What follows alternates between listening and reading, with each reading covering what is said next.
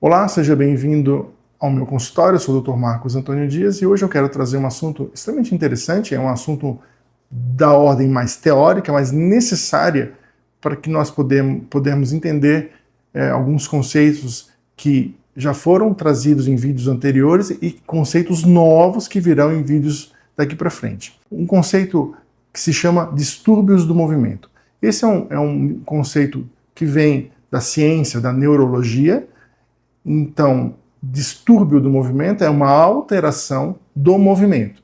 Então, é uma alteração física. São alterações onde os pacientes têm dificuldades mantidas e que vai principalmente afetar o seu dia a dia, como o caminhar. Alguns pacientes não conseguem simplesmente caminhar, precisam ser cadeirantes ou ter apoio.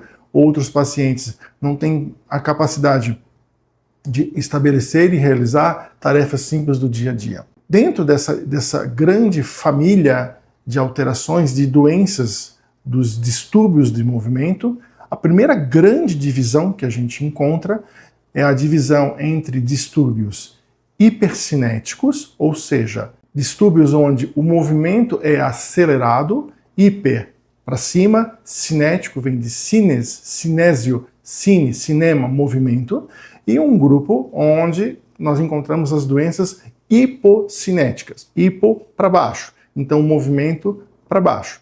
Dentro desse grupo dos hipocinéticos, a principal entidade, a principal doença que nós já discutimos amplamente aqui no canal, encontra-se a doença de Parkinson, caracterizada por tremor, rigidez, lentificação, movimentação da face lentificada, voz abafada, algum grau de tremor e muita dificuldade no caminhar e até mesmo desequilíbrios.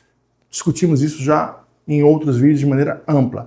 Existe uma segunda entidade que são chamadas as doenças que se assemelham ao Parkinson, que são doenças bem mais raras que nós não veremos aqui nesse vídeo, que seria a alteração do sistema nervoso central, que leva a alterações parecidas com a do Parkinson, mas não são doenças de Parkinson. No outro braço, do outro lado dos distúrbios do movimento, encontra-se um grupo maior, que são chamados distúrbios hipercinéticos. Então, movimento acelerado. Lá eu vou encontrar o principal e mais comum de todos, que é o tremor essencial, que é um tremor, como o próprio nome diz, da própria essência do indivíduo, mas que vai gerar dificuldades para essa pessoa no seu dia a dia, realizar movimentos finos, alimentação, entre outras coisas. Uma outra entidade, uma outra doença, que é a distonia, que é uma alteração do tônus. O paciente tem todos temos um tônus muscular, que é quando você segura um músculo, você vê que há um certo tônus, o músculo não está mole, não está flácido. Nessa doença, existe um desequilíbrio entre grupos musculares e esse paciente vivencia no seu dia a dia, de maneira permanente, aquilo que todo ser humano normal já vivenciou pelo menos uma vez na sua vida, que é uma cãibra. Então, a distonia, para nós entendermos, seria como se o paciente tivesse uma cãibra, só que mantida e sem melhora, sem recurso nenhum. Então, fica fácil de entender o quanto incapacitante é esse problema para um paciente na vida no dia a dia. Outra doença também desse grupo dos hipercinéticos, nós temos as coreias. É um nome interessante, né? Coreia, mas esse é um grupo que é caracterizado por movimentos, o paciente possui movimentos rápidos, movimentos muito rápidos e involuntários. Tanto a coreia quanto a distonia podem ser dolorosas. E isso é extremamente grave, isso é extremamente prejudicial para o paciente, porque gera um nível de desconforto e, obviamente, uma perda de qualidade absoluta na sua vida. Depois dessas entidades mais comuns, existem outras mais raras que também vão levar a movimentos hipercinéticos que não vêm ao caso, porque são doenças bem mais raras. Então eu gostaria de frisar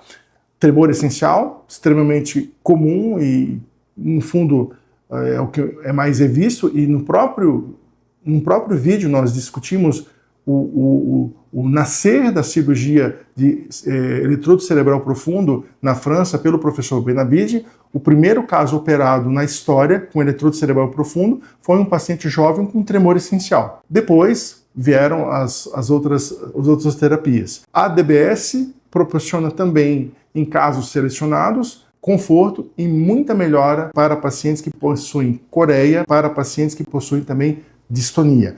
E a distonia ela é muito comum em crianças. E nessas crianças, então, são geralmente os pacientes mais jovens que nós operamos com eletrodo cerebral profundo, são pacientes com coreia e com distonia. Por quê? Porque nós sabemos já isso conceitualmente, isso já foi visto e revisto pela ciência, que quanto mais cedo uma criança for operada, mais cedo ela recuperará o funcionamento fisiológico do seu cérebro, o seu futuro, o seu desenvolvimento de criança para a vida adulta acontecerá de uma maneira muito mais tranquila e propiciará para essa criança um desenvolvimento próximo de um dito normal, mas sem dor, sem sofrimento. Esse é o grande conceito.